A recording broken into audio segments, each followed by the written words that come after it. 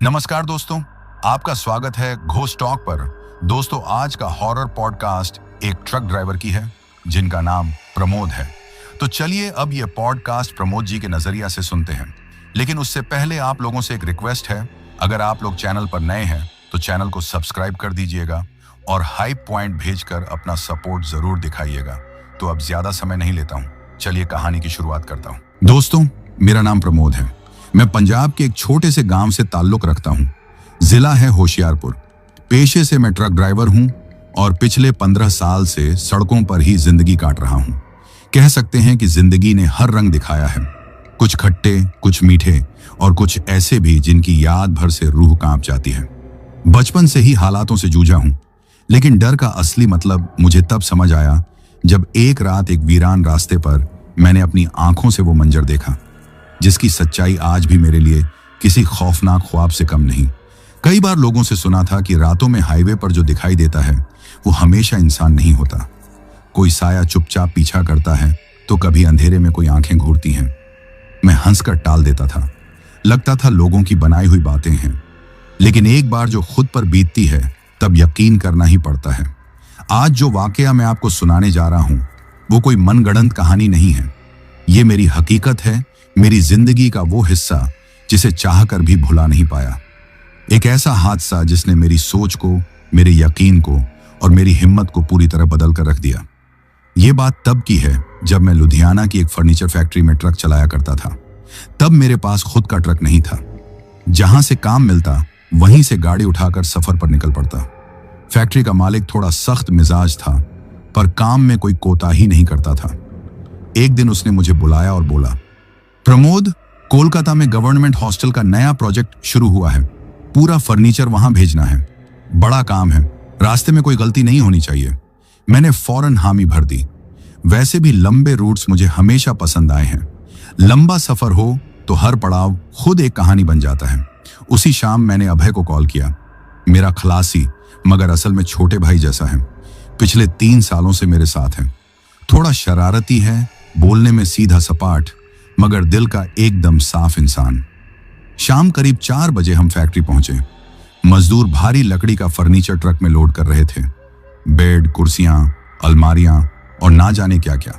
गर्मी अपने चरम पर थी, मगर मैं ट्रक के पास बैठकर खाना खा रहा था और अभय ट्रक के अंदर लोडिंग सही से जमा रहा था। उस दिन सब कुछ सामान्य था। वही गर्मी की तपिश, वही उड़ती धूल, ट्रक की पुरानी आवाजें और सफर की जाने पहचाने सी बेचैनी। लेकिन दिल के किसी कोने में एक हल्की सी घबराहट थी, जैसे कोई अनदेखा डर सांसों में समा गया हो।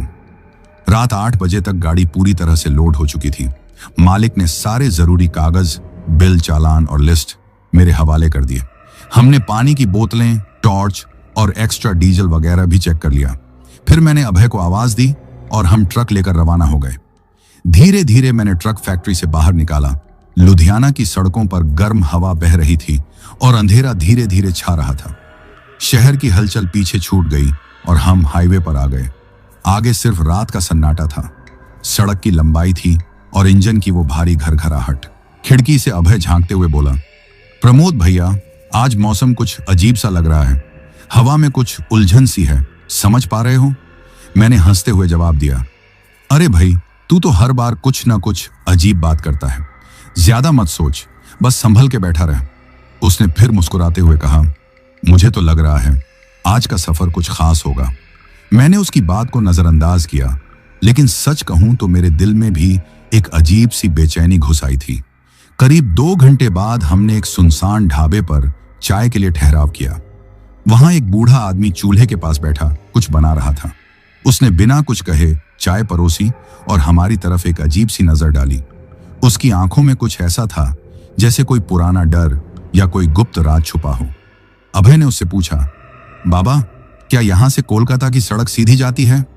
बूढ़े ने केवल चाय के कप की तरफ इशारा किया और धीमे स्वर में बोला, जैसे चल रहे हो वैसे ही चलते रहना, बीच में मोड़ मत लेना। अभय मेरी ओर देखा और धीरे बोला, इसका मतलब क्या हो सकता है? मैंने चुपचाप चाय पी, पैसे दिए और फिर ट्रक स्टार्ट कर दिया। रात जैसे जैसे गहरा रही थी, सड़क और भी सुनसान होती जा रही थी। दूर दूर तक कोई गाड़ी नहीं दिख रही थी, केवल जंगल के पेड़, सड़क की पतली रेखा और हमारी ट्रक की पीली रोशनी। लगभग आधी रात के आसपास हमारे सामने एक औरत दिखी। वह सफेद साड़ी में थी, सिर पर लकड़ी का गट्ठर था और हाथ में कोई चमकती हुई चीज थी, शायद दरांती। मैंने अचानक ब्रेक मारा। अभय भी हड़बड़ा गया। ट्रक ठिठक गया और वह औरत बिना एक शब्द बोले हमारे सामने खड़ी रही। मैंने खिड़की से सिर बाहर निकालकर पूछा, माई, आगे कोई गांव या स्कूल है क्या? उसने हाथ से एक दिशा की ओर इशारा किया और फिर चुपचाप वहां से चल दी। अभय बोला, प्रमोद भैया, वो औरत भी अजीब थी, उसकी आंखें देखी आपने? मैंने ट्रक फिर से स्टार्ट किया और कहा, मत सोच, देर हो रही है, बस माल पहुंचाना है और वापस निकलना है। लेकिन मेरे अंदर दिल की धड़कन तेज हो चुकी थी। हम उस औरत द्वारा दिखाए गए रास्ते पर मुड़ गए। कुछ किलोमीटर बाद एक बड़ी टूटी फूटी बिल्डिंग सामने आई, अंधेरे में डूबी हुई, ऊपर से पेड़ों की टहनियों से ढकी हुई। वहां ना कोई रोशनी थी, ना कोई इंसान, सिर्फ खामोशी। मैंने ट्रक रोका और नीचे उतर आया। मोबाइल की टॉर्च जलाकर उस भवन की तरफ देखा जो ऐसे खड़ा था जैसे किसी लावारिस की लाश हो, शांत, बेजान और खौफनाक। दीवारों पर जगह जगह सीलन थी। कई खिड़कियों के शीशे टूटे थे और जिनमें शीशे बचे थे वे धूल और जाले से भरे हुए थे। ऊपर की मंजिल पर एक दरवाजा हवा में झूल रहा था, बार बार टकराकर एक कर्कश आवाज पैदा कर रहा था। अभय मेरे पीछे पीछे चल रहा था, पर उसकी चाल में जो मस्ती आमतौर पर होती थी वह कहीं खो गई थी। उसकी सांसें तेज थीं और हर कुछ कदम पर वह पीछे मुड़कर देख रहा था। मैंने उससे पूछा, क्या हुआ भैया, डर तो नहीं लग रहा?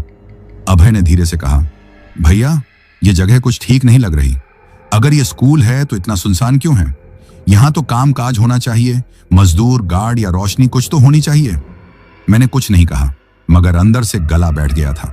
उस औरत के इशारे वाले रास्ते से हम आए थे और वो सीधे यहीं खत्म हो रहा था। पीछे मुड़ने का कोई फायदा नहीं था, बस आगे ही बढ़ना था।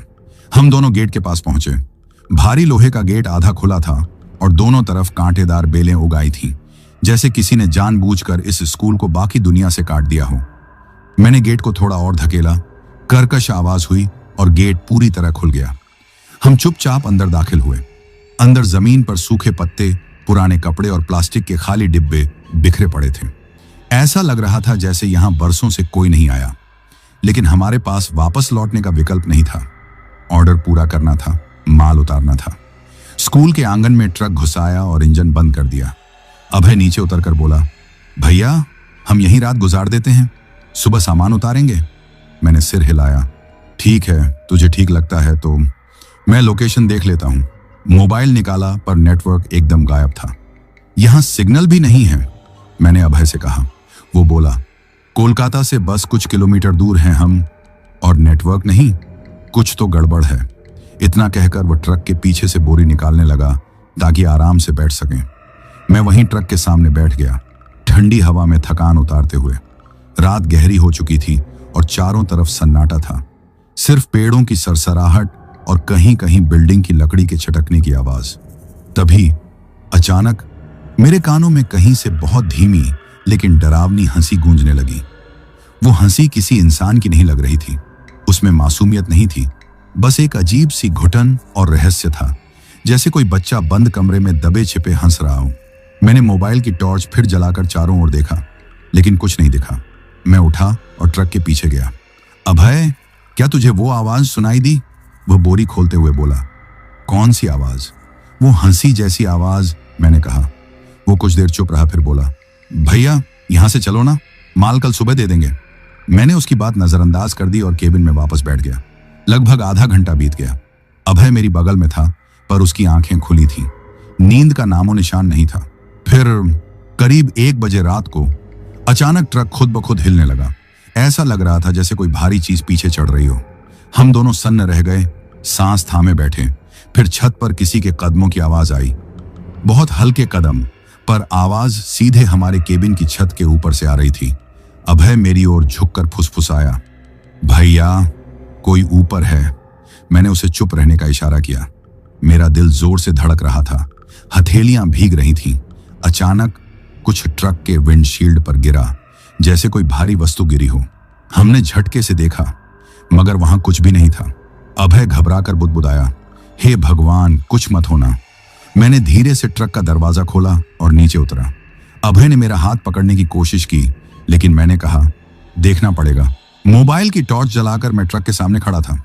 तभी टॉर्च की रोशनी में स्कूल की बिल्डिंग की दूसरी मंजिल की खिड़की पर एक चेहरा नजर आया। सिर्फ चेहरा, छोटा पीला सा, बाल बिखरे हुए और आंखें काले गहरे गड्ढे जैसे। उस चेहरे पर एक अजीब सी हंसी भी थी। वो कोई बच्ची थी और जैसे ही मेरी टॉर्च की रोशनी उस पर पड़ी, वो चकाचौंध में पल भर में गायब हो गई। मैं वहीं अटक गया, कुछ बोल नहीं पाया। अभय ट्रक से बाहर निकला। भैया, क्या देखा? मैंने बस उसकी तरफ देखा और धीरे से कहा, अभय, लगता है हम कहीं गलत पहुंच गए हैं। वो मेरी बात सुनकर चुप रहा। हमने ट्रक का दरवाजा बंद किया, खुद को अंदर कैद कर लिया और रात भर आंखें खुली रहीं। और हाँ, एक बात और, रात ढलने से पहले, सुबह होने से ठीक पहले, फिर से उस लड़की की हंसी हमारे पास सुनाई दी थी। इस बार वो आवाज हमारे ट्रक के बहुत करीब से आई थी। सुबह के लगभग 4 बजे थे। ट्रक के अंदर बैठे बैठे हमारी आंखें खुली थीं, पर दिल जैसे किसी ने कसकर पकड़ रखा हो। नींद बिल्कुल नहीं आ रही थी। बाहर अभी भी गहरा अंधेरा था, लेकिन पूरब की तरफ आसमान हल्का नीला होने लगा था।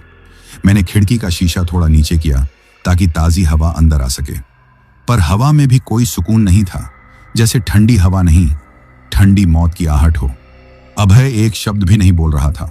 उसकी नजरें ट्रक के डैशबोर्ड पर टिक गई थीं, जैसे कोई हलचल करने से अंदर कुछ टूट जाएगा। मैंने उसकी तरफ देखा और बोला, अभय, अब सुबह होने वाली है। जैसे ही रोशनी फैलेगी हम ट्रक घुमा के निकलेंगे, माल बाद में देखेंगे। वो धीरे सिर हिलाकर बोला, भैया, जो वो लड़की थी ना, उसकी आंखें, मैं आज तक किसी बच्चे की वैसी आंखें नहीं देखी। खाली, जैसे सब कुछ उसके अंदर से निकल गया हो। मैंने उसका कंधा ठपठपाया। जो देखा वो सच भी हो या ना हो, शायद कोई वहम हो, कोई परछाई। वो बीच में ही बोला, वहम? तो जो रात भर ट्रक हिलता रहा, छत पर कोई चलता रहा, कांच पर कुछ गिरा, वो सब भी वहम था? मैं कुछ कह ना सका। सच कहूं तो खुद से झूठ बोलना भी मुश्किल था। इसी बीच ट्रक के आगे कुछ हलचल हुई, जैसे कोई वहां से गुजर रहा हो। मैंने तुरंत मोबाइल उठाकर टॉर्च ऑन किया और शीशे से बाहर झांक कर देखा, पर वहां कुछ नहीं था। फिर एक आवाज आई, खर्र खर्र, जैसे कोई सूखी जमीन पर कुछ घसीट रहा हो, और वो आवाज सीधे स्कूल की बिल्डिंग की तरफ से आ रही थी। मैंने टॉर्च उस दिशा में फैलाई। टूटी फूटी सीढ़ियों के पास एक हल्का साया दिखा। कोई धीरे धीरे चल रहा था। उसकी चाल टेढ़ी थी, जैसे एक पैर छोटा हो या घिसटते हुए चल रहा हो। मैंने अभय को इशारा किया। वो बिना कुछ कहे ट्रक से नीचे उतर आया। हम दोनों धीरे धीरे उस तरफ बढ़े। दिल की धड़कनें कानों में गूंज रही थीं। सड़क पर एक पत्ता भी गिरता तो लगता जैसे जमीन हिल जाएगी। जब हम गेट के पास पहुंचे तो वहां कोई नहीं था। सिर्फ सूखी जमीन पर ताजा खरोंच के निशान थे, जैसे कोई भारी चीज घसीट कर गया हो। मैंने कहा, शायद कोई जानवर होगा। पर फिर हमें एक और चीज दिखी। स्कूल की दीवार पर जहां सीलन और काई लगी थी, वहां ताजा लाल रंग में कुछ लिखा था, तुमने देख लिया, अब बच पाना मुमकिन नहीं। मेरे हाथ से मोबाइल गिर गया। अभय पीछे हट गया। ये किसने लिखा और किसके लिए? मैंने मोबाइल उठाकर फिर से रोशनी की कि वो लिखा साफ दिखे। ऐसा लगता था जैसे किसी नाखून या धारदार चीज से खरोंच कर लिखा गया हो। हम दोनों बिना बोले ट्रक की तरफ दौड़े। ट्रक के अंदर पहुंचते ही अभय ने अपने बैग से नीले कपड़े में लिपटा हुआ कुछ निकाला। एक ताबीज, जो उसकी मां ने उसे गांव से जाते वक्त दिया था। वो बोला, मां कहती थी जब जरूरत पड़े तो इसे खोलना। लगता है आज वही वक्त है। मैंने पूछा, क्या है उसमें? उसने ताबीज खोला। अंदर एक कागज था जिस पर लाल रंग से कुछ लिखा था, एक मंत्र, और नीचे नाम था, बाबा नाथ जी का आशीर्वाद। मैंने पढ़ने की कोशिश की पर समझ नहीं आया। लेकिन अभय बोला, मैं रोज इसे पढ़ता था, पर अब जोर से पढ़ना होगा ताकि जो भी है पीछे हट जाए। ट्रक के केबिन में बैठा अभय जोर जोर से उस ताबीज के मंत्र पढ़ने लगा। शुरुआत में उसकी आवाज धीमी धीमी थी, लेकिन जैसे जैसे वो पढ़ता गया उसकी आवाज में एक अनजानी ताकत भर गई। तभी अचानक स्कूल की इमारत से तेज चीखें गूंजने लगीं। एक नहीं, दो नहीं, कई आवाजें, जैसे कोई कह रहा हो, रुक जा, मत पढ़। हम दोनों चुप नहीं रहे। अभय मंत्र पढ़ता रहा और मैं ट्रक स्टार्ट करने की कोशिश करता रहा। इंजन ने 2 बार खड़खड़ाया, तीसरी बार धक्का मारकर चल पड़ा। मैंने बिना देर किए ट्रक मोड़ा और धीरे धीरे स्कूल से दूर होने लगा। बाहर अब हल्का उजाला था, पर माहौल वैसा ही भारी और डरावना था। ट्रक की हेडलाइट्स में अब साफ दिखने लगा था। स्कूल की दूसरी मंजिल की खिड़की में वही बच्ची खड़ी थी और उसके पीछे एक और साया था। एक औरत, सिर पर घूंघट, हाथ में चमचमाती दरांती लिए हुए। हेडलाइट की रोशनी स्कूल की टूटी फूटी दीवारों पर पड़ रही थी। खिड़की में वो छोटी लड़की दिख रही थी, उलझे बाल, खाली आंखें और डरावनी मुस्कान।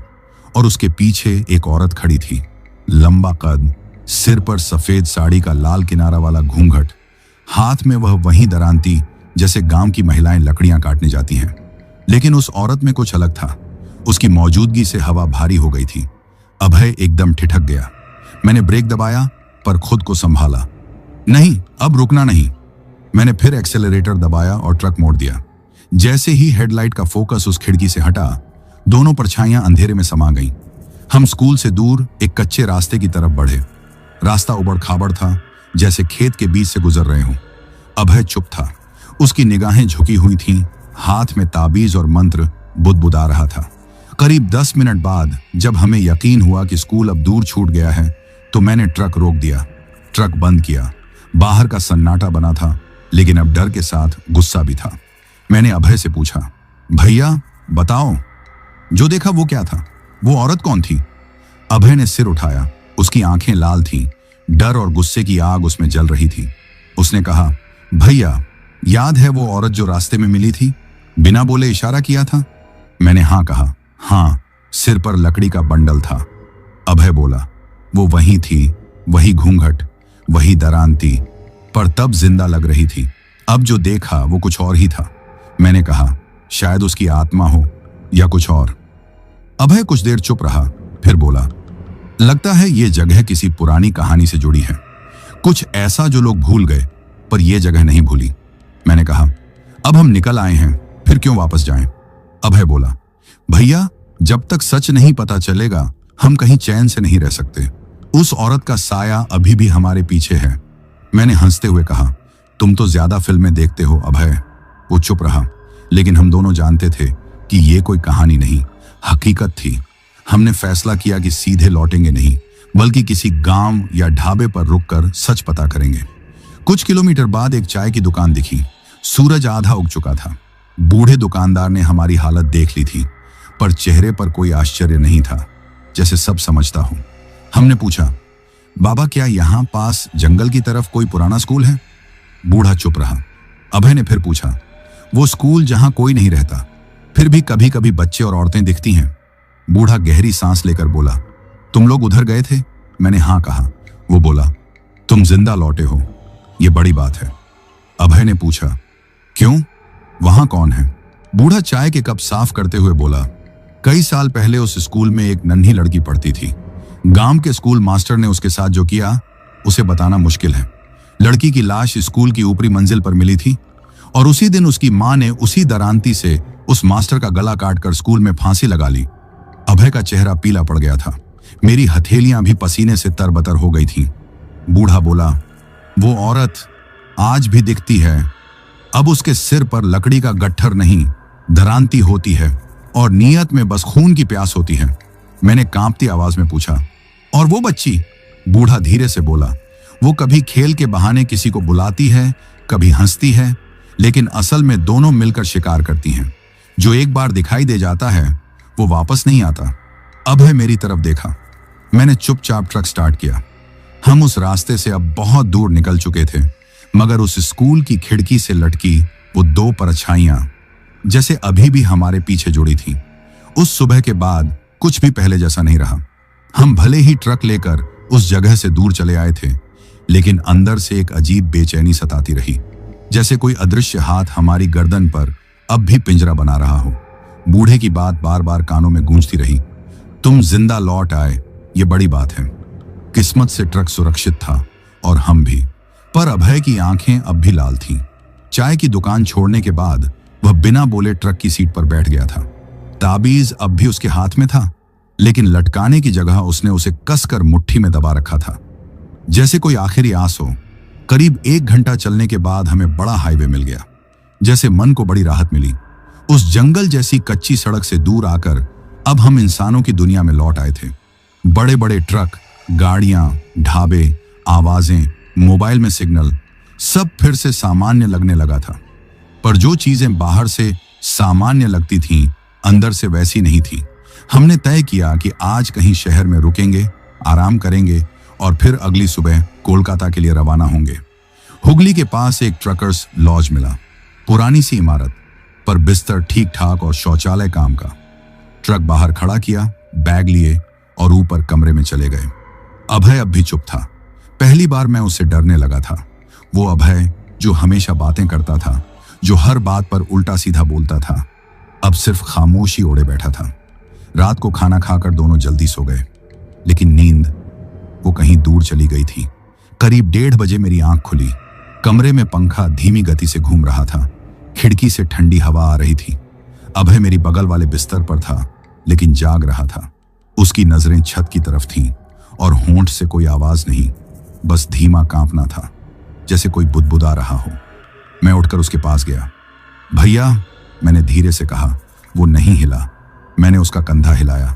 भैया क्या हुआ, ठीक तो हो? और तभी वो अचानक झटके से जागा। आंखें फैलाकर जोर से चिल्लाया, हट जा, मत काट, मत काट। मैं एक कदम पीछे हट गया। वो हाँफ रहा था, पूरे शरीर से पसीना टपक रहा था। मैंने पास जाकर उसे पानी दिया।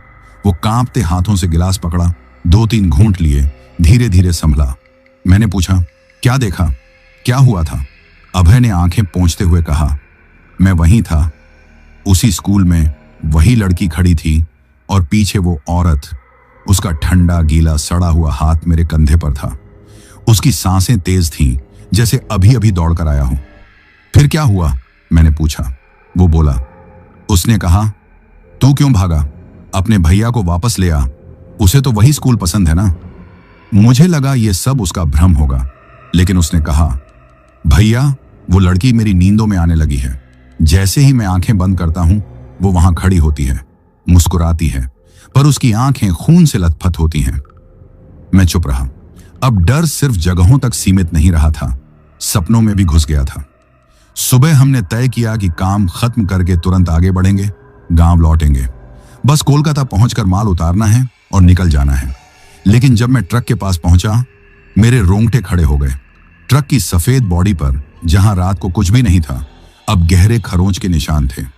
लाल निशान, जैसे किसी ने उंगलियों से खून से कुछ लिखा हो। वापस आ, अभय ने भी देखा। वो अब भी खामोश था, लेकिन उसके होंठ कांप रहे थे। हमने कुछ नहीं कहा। ट्रक स्टार्ट किया और सीधे कोलकाता की ओर चल दिए। पर वो निशान अभी भी थे, साफ, गहरे, ताजगी से भरे, जैसे कह रहे हों, कहानी अभी खत्म नहीं हुई। कोलकाता अब 2-2.5 घंटे दूर था। रास्ता साफ था। ट्रक तेजी से भाग रहा था, पर केबिन के अंदर सन्नाटा था। ना रेडियो चला, ना कोई बात हुई। सिर्फ इंजन की गड़गड़ाहट और बीच बीच में टायर के नीचे से गुजरते स्पीड ब्रेकर की आवाज। अभय पहले जैसा नहीं था।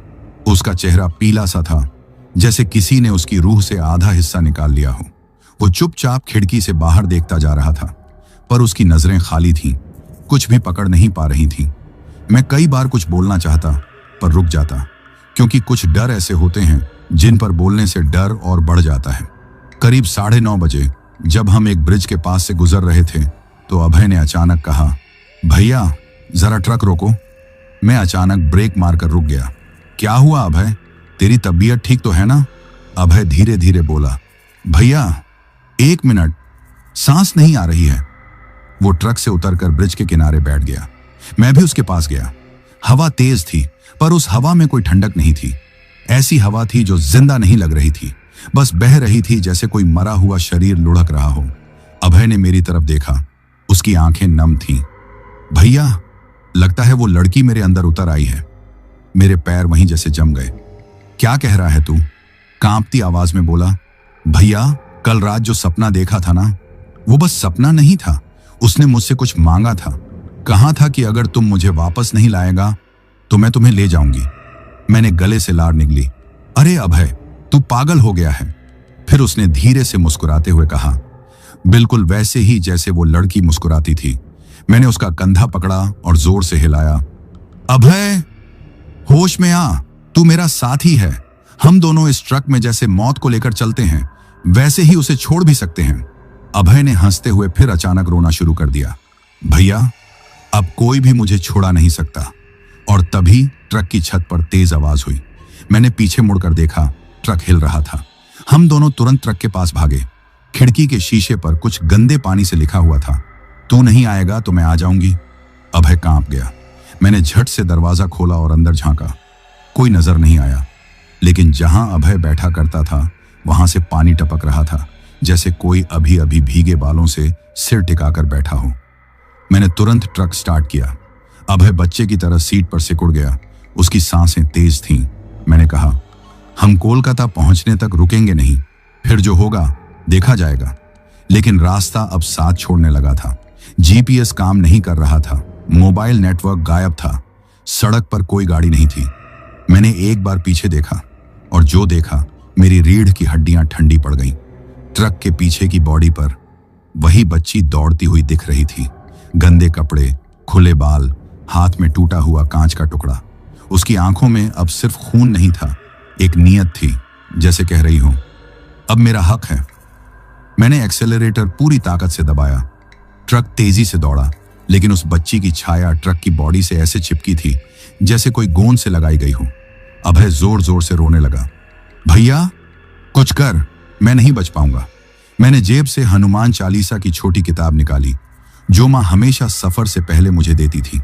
कांपते होंठों से पढ़ना शुरू किया। जय हनुमान ज्ञान गुण सागर। अभय मेरे बगल में बुदबुदा रहा था। उसका गला फुलाया हुआ था। जैसे जैसे हम चालीसा पढ़ते गए, ट्रक की बॉडी में हलचल तेज होती गई। छत पर से ठक ठक की आवाजें आ रही थीं। दरवाजे के हैंडल अपने आप खींच रहे थे और अचानक रियर व्यू मिरर में उस लड़की का चेहरा झलक गया। वो अब मुस्कुरा नहीं रही थी। उसका चेहरा गुस्से से लाल सा था। बाल हवा में बेतरतीब उड़ रहे थे और गले से अजीब सी घुटी घुटी आवाज निकल रही थी। लेकिन हम डर के आगे नहीं झुके। हमने हनुमान चालीसा जोर जोर से पढ़नी शुरू की। बिना रुके तब तक पढ़ते रहे जब तक सुबह की पहली किरणें आसमान के किनारे चमकने नहीं लगीं। जैसे ही पहली धूप ट्रक की बोनट पर पड़ी, सब कुछ थम गया। पूरी शांति छा गई। न ट्रक हिला, न दरवाजा हिलका, न कोई छाया दिखी। सिर्फ एक गहरी सांस जो हमारी छाती से निकली और आसमान में मिल गई। कोलकाता के बाहर फर्नीचर की डिलीवरी हम किसी तरह पूरी कर पाए। गोदाम के चौकीदार ने ट्रक की हालत देखी। खरोंचें, गंदगी और पीछे की बॉडी पर छापी उंगलियों की रेखाएं। कुछ पूछना चाहता था पर चुप रह गया। हमने बस कहा, रास्ता खराब था। वो सिर हिलाकर अंदर चला गया। लेकिन अभय अब बिल्कुल ठीक नहीं था। उसका चेहरा नीला पड़ चुका था। आंखों के नीचे गहरे काले घेरे बन चुके थे। वो खड़ा भी ठीक से नहीं हो पा रहा था। उसने बस एक बार कहा, भैया, अब हमें वहीं वापस जाना होगा जहां से ये सब शुरू हुआ था। उस गांव में, उस स्कूल में। मैंने मना किया, पर दिल में एक सवाल भी था। अगर नहीं गए तो ये परछाई हमारे साथ जिंदगी भर रहेगी। हमने ट्रक मोड़ा हाईवे से उस गांव की तरफ जिसका नाम माल लोड करते वक्त मिली पर्ची पर लिखा था, श्रीनगर गांव, जिला नदिया, पश्चिम बंगाल। रास्ता इतना शांत था कि अपनी सांस की आवाज तक जोर से लगती थी। दिन ढलते ढलते हम गांव की सीमा तक पहुंचे। सड़क अचानक खत्म हो गई थी। आगे केवल एक कच्ची पगडंडी थी जो खेतों और बांस के झुरमुटों के बीच से गुजर रही थी। गांव का पहला मकान टूटा फूटा था। छत झुकी हुई, दीवारों पर काई जमी थी और अंदर से एक सूनापन टपक रहा था। जैसे जैसे हम अंदर बढ़े, लगा ये गांव जिंदा नहीं, मरा हुआ है। ना आदमी था, ना बच्चे, ना गायें, ना धुआं, कुछ भी नहीं। लेकिन हवा, वो अभी भी चल रही थी, जैसे किसी की सांस हमारे पीछे हमारी गर्दन पर सरसराहट कर रही हो। गांव के बीचों बीच एक चौपाल पर एक बुजुर्ग बैठा था। सफेद दाढ़ी वाला, घुटनों पर हाथ टिकाए। उसकी आंखें बंद थीं, पर जैसे ही हम पास पहुंचे, उसने आंखें खोली और सीधे मेरी आंखों में देखा। तुम आ गए, देर हो गई। हम चौंक गए। आप हमें जानते हैं? उसने कहा, जिस परछाई को तुम साथ लेकर आए हो वो इस मिट्टी की अपनी है और ये मिट्टी अपने खून को नहीं भूलती। मैंने पास जाकर पूछा, वो महिला, वो लड़की कौन थी? बूढ़े ने गहरी सांस ली और कहा, उस महिला का नाम मीनाक्षी था और उसकी बेटी परी। परी इसी गांव के स्कूल में पढ़ती थी। एक दिन स्कूल के मास्टर ने जो किया उसने इस गांव की आत्मा को आज तक घायल कर रखा है। अभय की आंखें भर आईं। बूढ़े ने बताया, जब मीनाक्षी को सब पता चला तो उसने अपनी दरांती उठाई और स्कूल के प्रिंसिपल को बीच मैदान में काट दिया, फिर उसी पेड़ से लटक गई। कौन सा पेड़? मैंने पूछा। वही स्कूल के पीछे वाला पीपल, जहां रात को अब भी रोने की आवाज आती है। बूढ़ा आगे बोला, गांव वाले सब छुपा गए, पुलिस को नहीं बताया, क्योंकि प्रिंसिपल विधायक का भतीजा था। रिपोर्ट नहीं बनी, मीनाक्षी को पागल कह दिया गया और उसके नाम पर मंदिर में शांति यज्ञ करवाया गया। मैंने क्रोध से कहा, तो अब ये आत्माएं गांव वालों को क्यों नहीं तंग करती? बूढ़ा बोला, क्योंकि गांव वाले रात में बाहर निकलने से डरते हैं, पूजा करते हैं, पर तुमने उनके निशान पर कदम रखे हैं। अभय अब पूरी तरह खड़ा हो चुका था। बाबा, अब क्या करना होगा? उसने पूछा। बूढ़ा बोला, तुम्हें उस पेड़ के नीचे जाना होगा। सच्चाई वहीं छुपी है, वहीं माफी मांग सकता है। अगर आत्माएं मान गई तो पीछा छूटेगा, वरना। उसने आंखें बंद कर ली। हम कुछ बोले नहीं। ट्रक वहीं छोड़ पैदल उस स्कूल के पीछे के पीपल के पेड़ की ओर चल पड़े, जो झुका हुआ था पर अब भी जिंदा था, और हवा हमारे कानों में फुसफुसा रही थी। आ गए? देर कर दी। गांव के आखिरी छोर पर उस पुराने स्कूल के पीछे जब हम पहुंचे तो पहली बार महसूस हुआ कि कहीं सिर्फ अंधेरा नहीं होता, वहां एक ठहराव भी होता है। एक ऐसा सन्नाटा जो हर पत्ते, हर ईंट, हर धूल में जैसे किसी दबे हुए दर्द की गूंज हो। पीपल का पेड़ हमारे सामने खड़ा था, पुराना, झुका हुआ। उसकी जड़ें जमीन से बाहर निकल आई थीं, जैसे धरती भी अब उसे अपनी बाहों में संभालना छोड़ चुकी हो। अभय मेरे बगल में कांप रहा था। हमारे हाथों में एक एक दिया, फूलों की माला और एक पुरानी लाल चुनरी थी, जो उस गांव के बूढ़े बाबा ने हमें थमाई थी। उन्होंने कहा था, मीनाक्षी को अपनी बहन समझकर माफी मांगना और परी को बेटी मानकर शांति देना। धीरे धीरे हम दोनों पेड़ के नीचे बैठ गए। अभय अपने होंठों से बुदबुदा रहा था, शायद वही मंत्र जो उसकी मां ने उसे सिखाया था।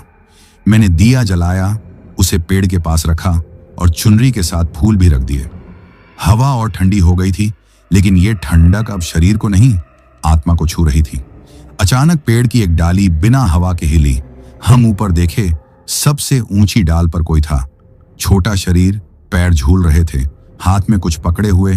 वो परी थी। तभी पेड़ के दूसरी ओर से धुंधली सी एक और परछाई उभरी, सफेद साड़ी में, घूंघट लिए और हाथ में वही दरांती, मीनाक्षी। अभय ने आंखें बंद कर जोर से कहा, माई, अगर तुझ पर कोई अन्याय हुआ है तो आज से हम दोनों तेरे बच्चे हैं। हमारी गलती बस इतनी है कि हम उस जगह आए जहां तेरा गुस्सा ठहरा हुआ है, पर हम वो नहीं जो तेरा सब कुछ लूट गया। मीनाक्षी की परछाई वहीं खड़ी रही, पर दरांती अब भी उसके हाथ में चमक रही थी। मैंने हाथ जोड़कर कहा, अगर तूने खुद अपने गुनहगार को सजा दी तो हमसे नाराज क्यों? तेरी और तेरी बेटी की शांति क्यों नहीं हुई? परी ने झूलती टांगें समेटी। उसकी आंखों से एक खून की बूंद पेड़ की जड़ों में गिरी। उसकी चीख निकली, छोटी, पीड़ादायक और इतनी तीव्र कि दिया बुझ गया। फिर अंधेरा छा गया। धीरे धीरे मीनाक्षी ने दरांती नीचे गिरा दी। अभय ने आंखें खोली, सांस थम सी गई थी। मैंने देखा कि मीनाक्षी की परछाई धुएं की तरह घुल रही थी। परी अब भी पेड़ पर थी, मगर अब वह मुस्कुरा रही थी। पहले जैसी नहीं, अब दर्द कम था, मासूमियत लौट आई थी। उसने कहा, मेरी मां को कोई सुनता नहीं था, तुमने सुना? उसके शब्द हवा में गूंजे, फिर वह धीरे धीरे गायब हो गई। हम दोनों वहीं बैठे रहे। सांसें तेज थीं, पर मन हल्का लग रहा था, जैसे कोई बड़ा बोझ हमारे कंधों से उतर गया हो। और पहली बार उस टूटे स्कूल के पीछे से मोर की आवाज आई। जी हां, मोर। जहां सालों तक सिर्फ डर था, वहां अब जिंदगी की एक पहली उम्मीद जग उठी थी। हम उठे, दिया फिर से जलाया और जड़ों के पास रख दिया। अभय ने धीरे कहा, शायद उन्हें अब सुकून मिल गया है।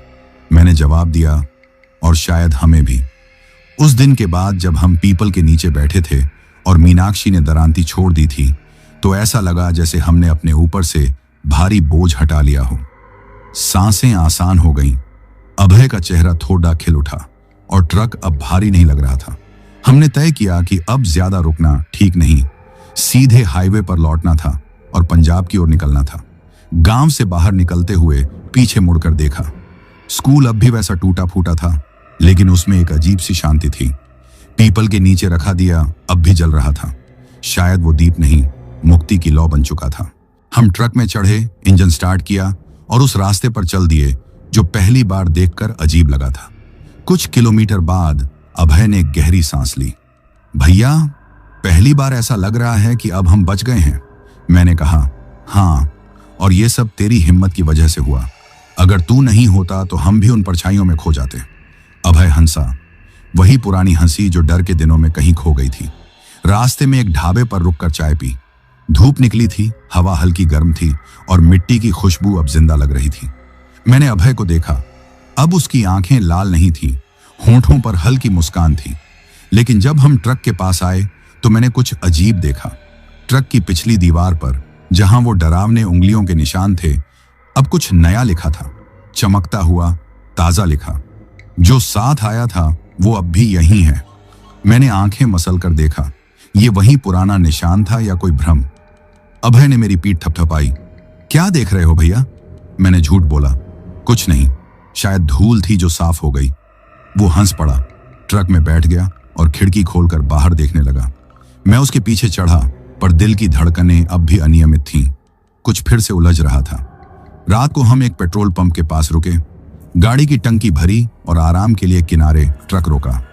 मैं बाहर खड़ा सिगरेट पी रहा था, आसमान निहार रहा था। अभय सो रहा था, लेकिन उसकी नींद नहीं, जैसे कोई बड़बड़ा रहा हो। मैं अंदर झांका। अभय की आंखें बंद थीं, पर उसके होंठ हिल रहे थे, बिल्कुल उस रात की तरह जब उसे वो लड़की सपने में दिखी थी। मैंने उसका कंधा हिलाया। उसने पलकें खोली, पर उसकी आंखें काली, गहरी थीं, जैसे अंदर कोई और बैठा हो।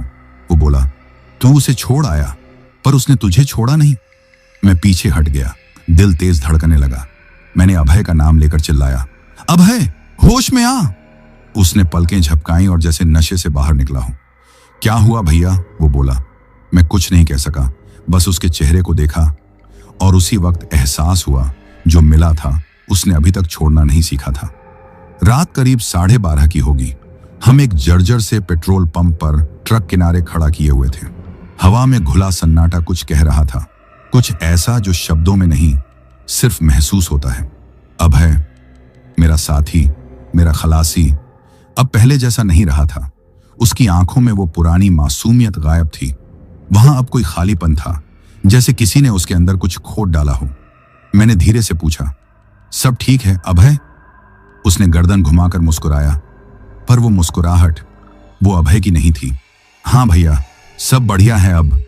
उसकी आवाज में वो आत्मा नहीं थी, बस एक खोल था जैसे। फिर अचानक वो जोर से खांसने लगा। मैं पानी बढ़ाने ही वाला था कि उसने मना कर दिया। नहीं चाहिए। इतना कहकर वो ट्रक से उतरकर अंधेरे में जाकर ट्रक के नीचे वाली जगह में बैठ गया। मैं कुछ पल रुका, फिर बेचैनी में मोबाइल की टॉर्च जलाई और उसके पीछे चला गया। वो जमीन पर कुछ खरोंच रहा था। जब टॉर्च की रोशनी उस पर पड़ी तो मैं कुछ पल वहीं सिहर गया। उसने मिट्टी में एक बच्ची का चेहरा उकेरा था और उसके ऊपर खून से लिखा था, अब तेरी बारी है। मेरे पैर पीछे हट गए, दिल की धड़कनें कलेजे से टकरा रही थी। अभय, मैंने चिल्लाया। वो धीरे से पलटा। उसकी आंखों से अजीब सी चमक निकल रही थी, जैसे उसमें कोई और झांक रहा हो। वो बोला, कब तक भागते रहोगे भैया? मैं जड़ हो गया। उसकी चाल बदल चुकी थी, सीधी नहीं, झूलती हुई, मानो वो कोई इंसान नहीं, किसी और दुनिया से आया मेहमान हो। मैंने डर को सीने में दबाकर कहा, तू अभय है जो मेरे साथ बचपन से चला आ रहा है। ये जो तेरे अंदर है वो तू नहीं है। वो कुछ पल रुका, फिर सिर झुकाकर बोला, तो क्या तुम भी मुझे छोड़ दोगे जैसे बाकी सबने किया? अब आवाज बदल चुकी थी। वो किसी मासूम लड़की की थी, परी, वही बच्ची जो स्कूल की पुरानी दीवारों में कैद थी। मैंने कांपते हुए पूछा, अगर तू परी है तो अब क्या बाकी है? हमने तुम्हारी मां को मुक्ति दी, फिर तुम क्यों? उसने जवाब दिया, क्योंकि मां को शांति मिली, मुझे नहीं। मुझे अब भी कोई चाहिए, कोई जो मेरा खेल पूरा करे। मैंने कहा, अभय को छोड़ दो, वो मेरा भाई है। वो हंसी, धीमी, डरावनी, गूंजती हुई। अब वो तेरा भाई नहीं रहा। इतना कहकर उसने जोर से चीख मारी और अभय जमीन पर गिर पड़ा। मैं झटपट भागकर उसके पास पहुंचा। उसका शरीर बर्फ जैसा ठंडा था, पर नब्ज चल रही थी। मैंने उसे गोद में उठाया और ट्रक में लिटा दिया। फिर उसके कान के पास जाकर बोला, अभय, तू मेरे साथ बचपन से चला है, डर को तूने कभी मजाक में उड़ा दिया था, अब भी कर सकता है। उसकी पलकें बंद थीं, शरीर कांप रहा था। मैंने सीट पर बैठते ही जेब से हनुमान चालीसा निकाली, रोते हुए पढ़ने लगा।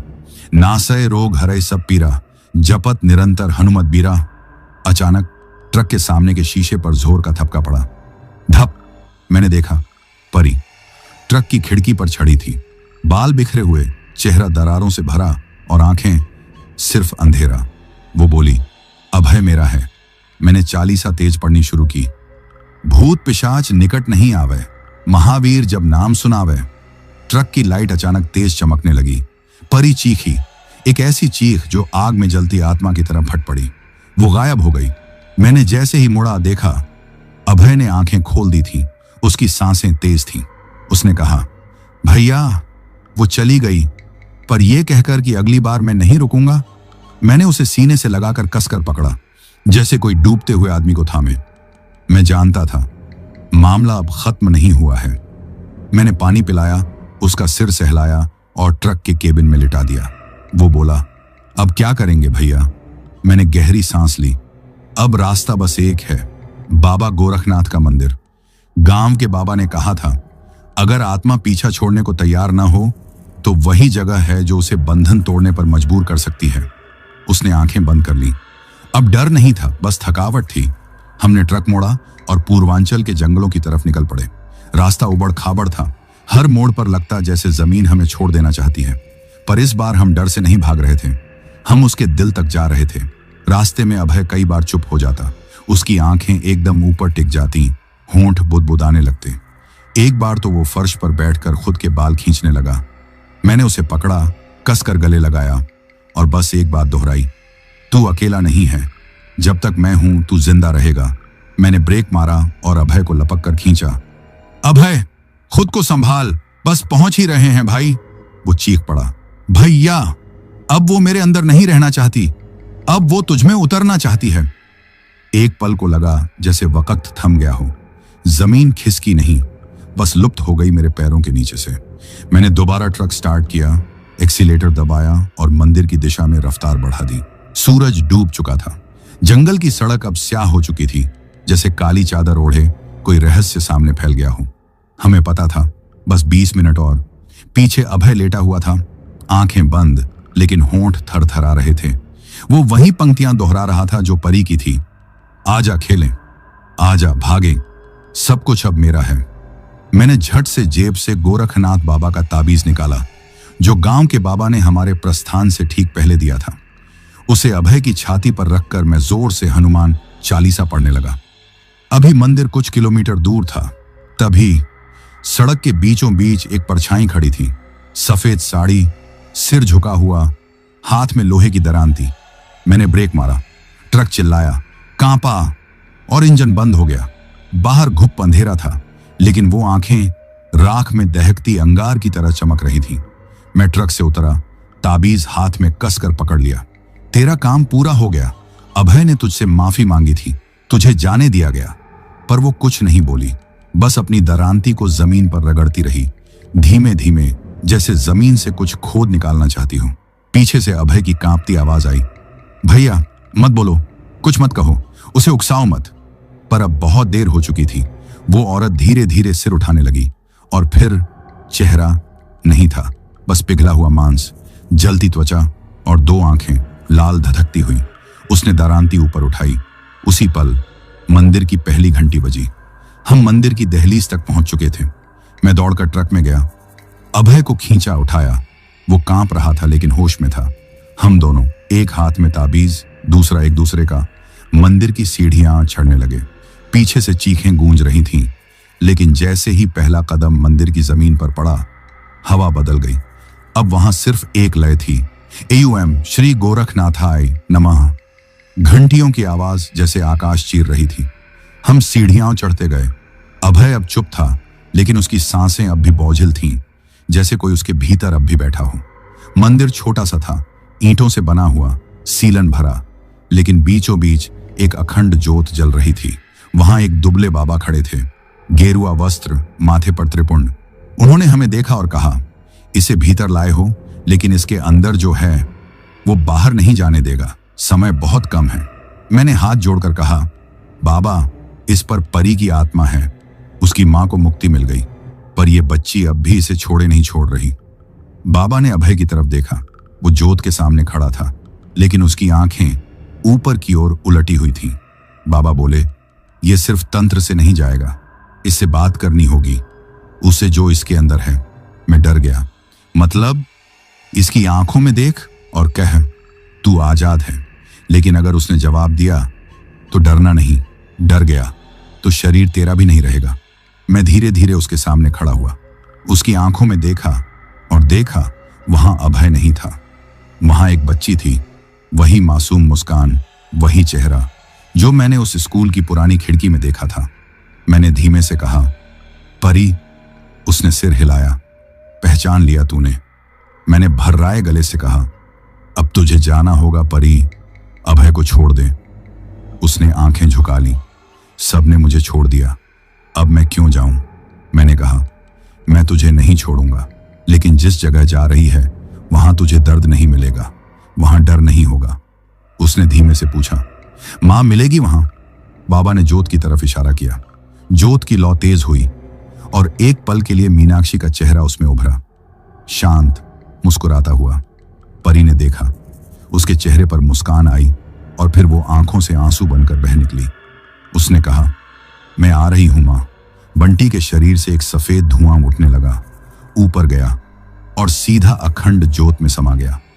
लौ कांपी, फिर स्थिर हो गई। अभय जमीन पर गिर पड़ा। मैं लपक कर उसके पास पहुंचा। उसकी सांसें चल रही थीं। बाबा ने कहा, छोड़ गई उसे, बच गया ये। मैंने सिर झुकाया और पहली बार रोया। अभय अब खाली था, जिंदा था। अभय मंदिर की सीढ़ियों पर लेटा था। चेहरे पर शांति थी, जैसे जन्मों की नींद के बाद जागा हो। बाबा बोले, अब वो बच्ची वहीं है जहां उसे होना था, मां के पास, उजाले में। मैंने अभय को सहारा देकर उठाया। वो मुस्कुराया, भैया, अब सब सच में ठीक है ना? मैंने सिर हिलाया। अब तू सिर्फ अभय है और कुछ नहीं। हमने बाबा को प्रणाम किया, मंदिर में कुछ भोग चढ़ाया और दोपहर तक ट्रक की ओर लौट चले। सड़क वहीं थी, लेकिन इस बार खाली थी। कोई सफेद साड़ी, कोई दरांती नहीं, बस हम थे और रास्ता। जब हम पंजाब की ओर लौट रहे थे, अभय खिड़की से बाहर झांक रहा था। मैंने पूछा, क्या सोच रहा है? उसने मुस्कुराकर कहा, सोच रहा हूं डर क्या होता है, वो जो दिखता है या जो अंदर पलता है? मैंने हंसकर कहा, डर वहां खत्म होता है जहां तू उसे आंखों में देखता है, और तूने तो अपने भीतर से उसे निकाल फेंका भाई। रास्ते में एक ढाबे पर रुके। इस बार परांठों के साथ बातचीत भी थी। अभय ने मसाले वाली चाय मांगी, जो पहले उसे पसंद नहीं थी। बोला, इस बार हर स्वाद में जिंदगी है। डैशबोर्ड पर रखा ताबीज अब भी वहां था। मैंने उसे उठाया, माथे से लगाया और कहा, अब यह सिर्फ रक्षा नहीं, सबक भी है। गांव पहुंचे तो मां ने पूछा, सब ठीक रहा? मैंने बस इतना कहा, हाँ मां, सब ठीक। कुछ को मुक्ति मिली और कुछ को सबक। उस रात अभय पहली बार अकेले सोया। मैंने खिड़की से बाहर देखा और खुद से एक वादा किया, अब जब भी चलूंगा मेरे साथ सिर्फ ट्रक नहीं जाएगा, मेरे साथ मेरी श्रद्धा, समझ और मेरी कहानी भी जाएगी। कहानी खत्म नहीं हुई। किसी और मोड़ पर, किसी और सफर में शायद फिर कोई परछाई मिले, लेकिन अब मैं तैयार हूं, क्योंकि अब मैं जानता हूं साया बाहर से नहीं आता, वो हमारे भीतर पलता है, और उसे हराने के लिए लोहे की गाड़ी नहीं, लोहे का दिल चाहिए। तो मेरे प्यारे भाइयों, ये कहानी यही खत्म होती है। अगर आपको यह कहानी पसंद आई हो तो वीडियो को लाइक और चैनल को सब्सक्राइब करें, ताकि और भी डरावनी कहानियां आप तक पहुंच सकें। कहानी को अंत तक सुनने के लिए दिल से धन्यवाद दोस्तों। आज के लिए बस इतना ही। मिलते हैं जल्द ही कुछ नई कहानियों के साथ। तब तक के लिए अपना ध्यान रखिए।